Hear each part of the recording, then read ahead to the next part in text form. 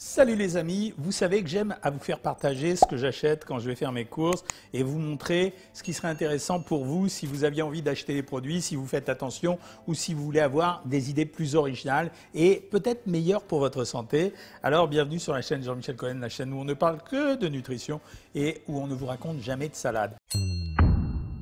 Quand je vais dans un supermarché, il y a deux choses. Il y a les produits que j'adore défoncer parce que c'est honteux, soit parce que c'est des produits transformés, soit parce que c'est trop calorique, soit parce que vraiment c'est trop gras, trop sucré, soit c'est parce que les ingrédients c'est juste une horreur.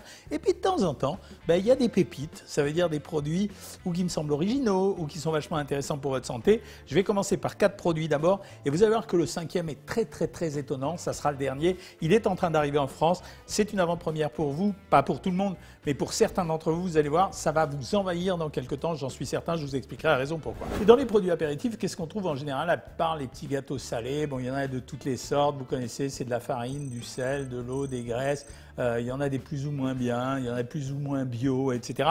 Mais la plupart du temps, très fréquemment, quand on est pressé, les produits apéritifs, c'est quoi? C'est cacahuètes, amandes, pistaches, chips, bon bref, tout ce qu'on connaît tous pour accompagner les petits verres qu'on se prend de temps en temps.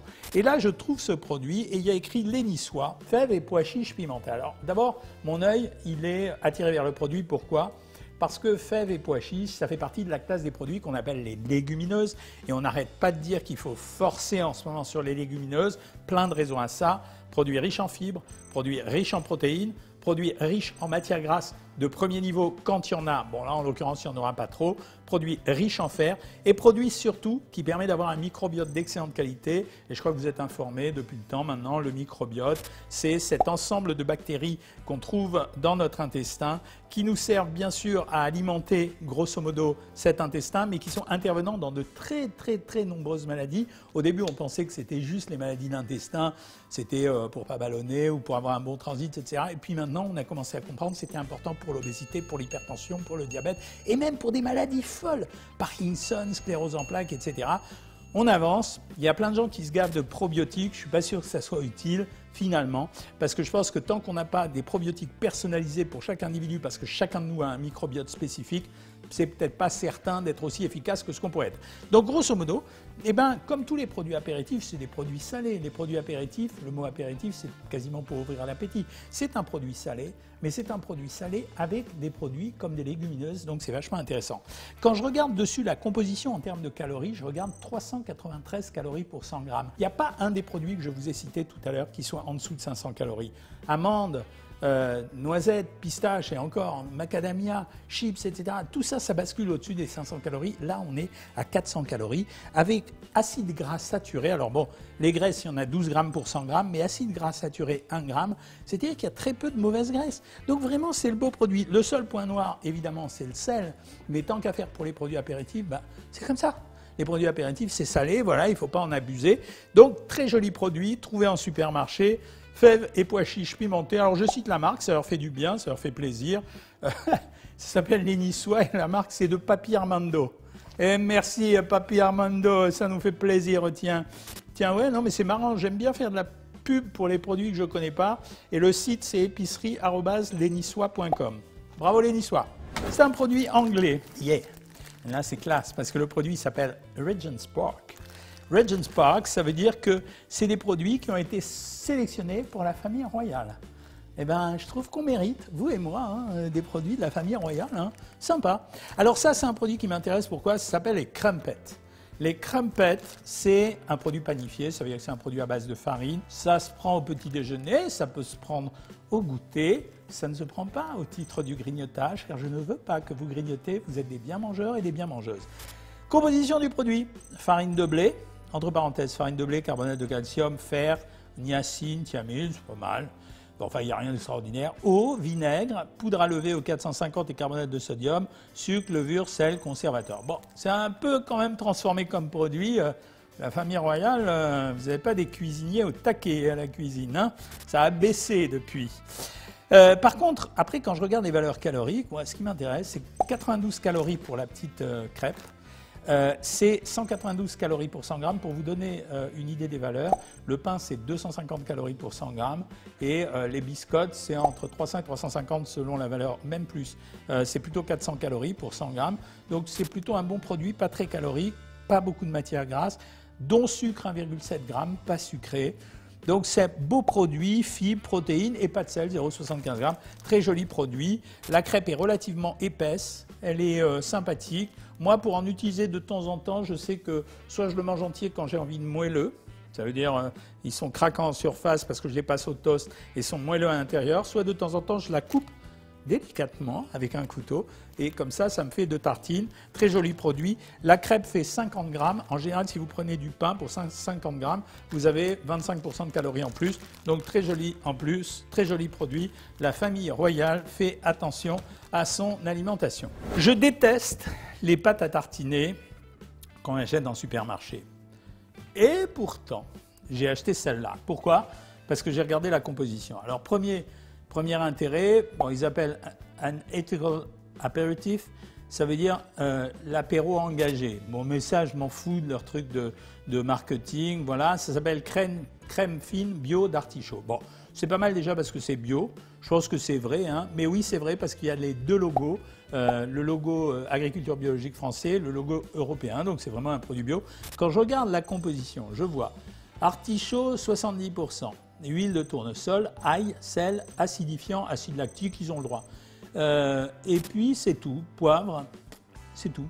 Donc c'est vraiment produit noble, quoi. Je veux dire, j'aurais pu le faire à la maison, il a été apertisé, ça veut dire qu'il est stérile, je peux le garder au réfrigérateur, sauf si je l'ouvre. Si je l'ouvre, il faudra que je fasse attention. Il y a sûrement une date limite de consommation. 22 juin 2022, donc ça va, j'ai le temps, je peux acheter, j'ai de quoi manger. Et après, je vais regarder les valeurs caloriques. Ben, les valeurs caloriques, 214 calories pour 100 grammes. Pour une pâte à tartiner, c'est pas grand-chose. Donc maintenant, je sais, comme c'est pas très calorique, qu'il n'y aura pas beaucoup de matière grasse à l'intérieur. Donc les graisses, c'est 20 grammes pour 100 grammes. Donc ouais, c'est pas top, mais c'est pas mal. C'est une crème quand même, c'est quand même mieux que le tarama, faut pas déraper. Il n'y a pas de sucre. Donc c'est joli produit, c'est une crème d'artichaut. Vous voyez, quand on cherche des idées pour faire des petits toasts, en général on va aller vers la tarama, vers le pâté, etc. Ben ouais, c'est crème, c'est produit, je pense qu'il y en a d'autres. La crème d'artichaut, c'est pas mal. J'attends pas après ce produit pour avoir des légumes, mais ça va me changer mes goûts et j'utilise un produit qui est quand même pas trop calorique. Donc par exemple, je peux servir une crumpet avec de la tarte fine d'abricot. Ça a été un des grands oubliés des dernières années, les légumineuses. Donc on cherche des produits un peu originaux qui facilitent pour les gens la consommation de légumineuses. Et là, on a du houmous. Et ouais, malgré la couleur rose, c'est du houmous. Mais en fait, pourquoi? Parce que le houmous, c'est presque une base. D'ailleurs, les végétaliens connaissent très bien ça.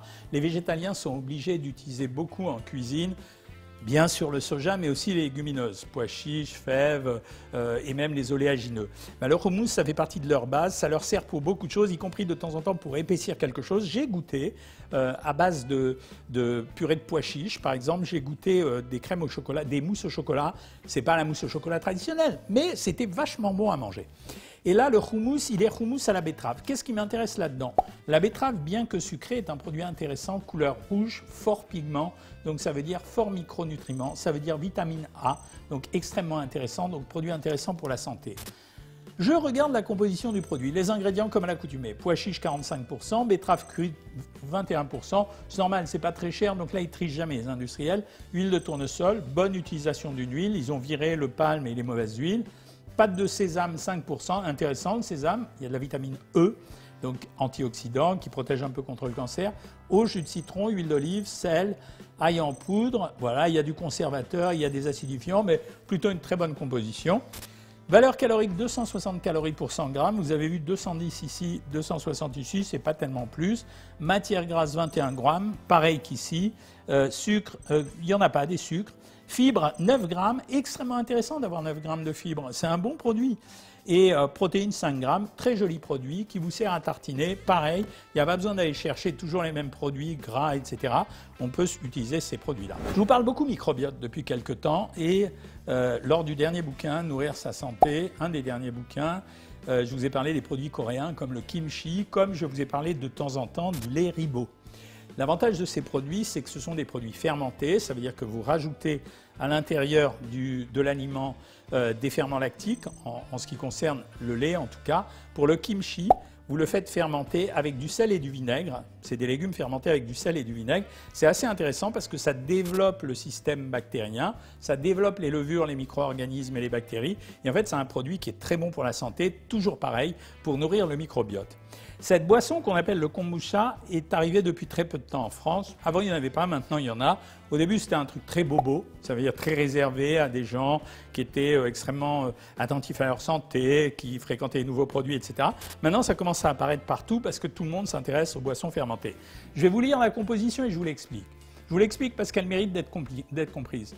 Eau filtrée, c'est un peu un gadget. On aurait pu mettre de l'eau, mais c'est bien de mettre de l'eau filtrée parce que ça permet de limiter quand même les impuretés. Donc c'est mieux quand on utilise un produit fermenté, ça limitera la prolifération de bactéries qui ne soient pas de bonne qualité. Là, il va y avoir quelque chose de très étonnant. Ils mettent sucre de canne blond, entre parenthèses, résorbé pendant la fermentation. Pourquoi ? Parce qu'en fait, c'est un peu comme dans le fromage. Dans les produits laitiers, et en particulier le lait, vous avez du lactose. Le lactose est un sucre. Vous n'en sentez pas le goût car son pouvoir sucrant est plus petit que le pouvoir sucrant du glucose ou même du fructose. Donc vous ne sentez pas le goût, mais c'est quand même un produit sucré. Quand vous mettez à l'intérieur un ferment lactique, en tout cas pour les produits laitiers, ou quand vous faites fermenter par des systèmes comme le sel ou le vinaigre, en fait, au moment de la fermentation, les bactéries qui vont se développer vont bouffer le sucre.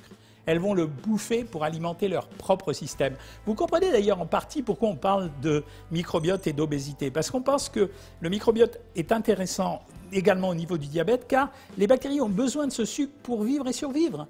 Donc, quand ils mettent à l'intérieur du sucre, ce sucre va être bouffé par la fermentation bactérienne. Donc, il n'y a pas grand-chose en sucre. Et puis ensuite, ils mettent, comme à l'accoutumée dans ce type de produit, des feuilles et des herbes.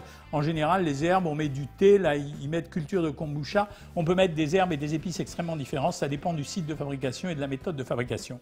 Quand vous regardez la valeur calorique, vous vous dites sucre de canne blond, si vous n'avez pas repéré ce que je vous ai dit, c'est-à-dire que le sucre est consommé par les ferments ou par les bactéries, eh bien, vous avez la surprise de voir que ce produit, c'est 2 calories pour 100 grammes. Ça veut dire que ce produit, c'est un produit acalorique, 100 calories, qui n'a absolument pas nécessité la moindre intervention de n'importe quel édulcorant. Quand même, ah, ça c'est pas de chance. Et bien maintenant, je vais le goûter pour voir quel goût ça a, parce qu'en fait, en réalité, chaque kombucha est différent, puisqu'il y a des systèmes de fermentation différents. Oh là, c'est légèrement pétillant que je vois. Et en fait, c'est gazeux, mais c'est gazeux naturellement, hein, ils n'ont rien rajouté. Ah ouais, c'est gazeux, on dirait du champagne.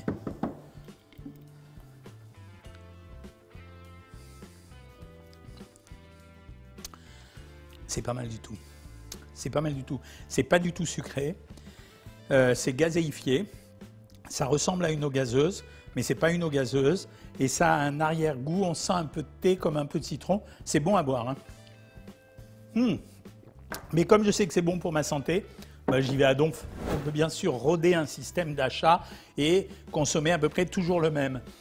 En réalité, ce n'est pas vrai. Il faut avoir l'œil averti, regarder les nouveautés. Certaines sont tout à fait inintéressantes, d'autres sont extrêmement intéressantes. C'est le boulot que je fais pour vous en permanence. La vidéo est finie. Si vous avez aimé, vous likez, vous partagez, vous vous abonnez, vous mettez des pouces si vous avez envie, des cœurs, etc. Mais surtout, n'oubliez pas, j'ai besoin de vos commentaires, de vos critiques de temps en temps et surtout de vos idées de vidéos. À bientôt les amis.